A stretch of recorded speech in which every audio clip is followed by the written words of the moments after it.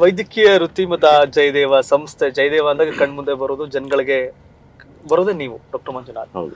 But ರಾಜಕಾರಣ ಇದೆಯಲ್ಲ, ರಾಜಕಾರಣ ಅನ್ನೋದು ಕರೆಕ್ಟ್.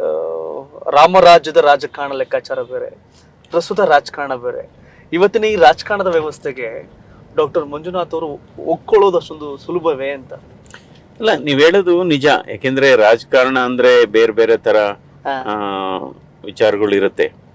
ಯಾಕೆಂದ್ರೆ ಆರೋಗ್ಯಕರವಾದ ಚುನಾವಣೆ ಅಂತ ನಾವು ಹೇಳ್ತಾ ಇದ್ರು ಕೂಡ ಇದರಲ್ಲಿ ಹೆಚ್ಚು ಸ್ವಲ್ಪ ಆರೋಗ್ಯಕರವಾದ ಚುನಾವಣೆ ಪೇಪರ್ ಮೇಲೆ ಇರುತ್ತೆ ಹೊರತು ಆನ್ ದ ಗ್ರೌಂಡ್ ಬೇರೆ ಬೇರೆ ತರ ಇರುತ್ತೆ.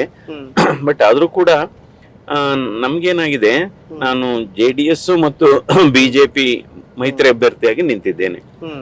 ಸೊ ನನ್ನ ಹೆಗಲಿಗೆ ಅವರೆಲ್ಲ ಪಕ್ಷದ ಕಾರ್ಯಕರ್ತರಿದ್ದಾರೆ.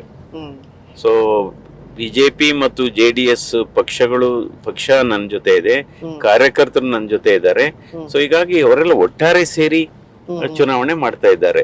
ಸೊ ನಂತರ ಇದ್ರ ಜೊತೆಗೆ ನರೇಂದ್ರ ಮೋದಿ ಅವರ ವರ್ಚಸ್ಸು ಕೂಡ ಇದೆ ಮತ್ತು ಒಂದು ಜನರಲ್ಲಿ ಒಂದು ಭಾವನೆ ಇದೆ ದೇಶದಲ್ಲಿ, ಅವರನ್ನ 3ನೇ ಬಾರಿಗೆ ಪ್ರಧಾನಮಂತ್ರಿ ಮಾಡಬೇಕು ಅನ್ನುವ ಸಂಕಲ್ಪ ಕೂಡ ಇದೆ. ಸೊ ಇದೆಲ್ಲ ಒಟ್ಟಾರೆ ಸೇರಿ ಚುನಾವಣೆ ಆಗ್ತಾ ಇದೆ. ನಾವು ಹೋದ ಕಡೆ ಎಲ್ಲ ಈಗ 8 ವಿಧಾನಸಭಾ ಕ್ಷೇತ್ರಗಳನ್ನ ನಾನು ನೋಡಿದ್ದೇನೆ ಮತ್ತು ಪ್ರಚಾರ ಮಾಡಿದ್ದೇನೆ. ಕಾರ್ಯಕರ್ತರ ಸಭೆಗಳಾಗಿದೆ ಮತ್ತು ರೋಡ್ ಶೋಗಳಾಗಿದೆ ಮತ್ತು ಕೆಲವು ಕಡೆ ಮನೆಗೆ ತೆರಳಿ ಮತಯಾಚನೆ ಆಗಿದೆ. ಸೊ ನಂತರ ಪಂಚಾಯತ್ ಮಟ್ಟದಲ್ಲಿ ಆಗಿದೆ. ಹೋದ ಕಡೆ ಎಲ್ಲ ಉತ್ತಮವಾದ ಸ್ಪಂದನೆ ಸಿಗ್ತಾ ಇದೆ.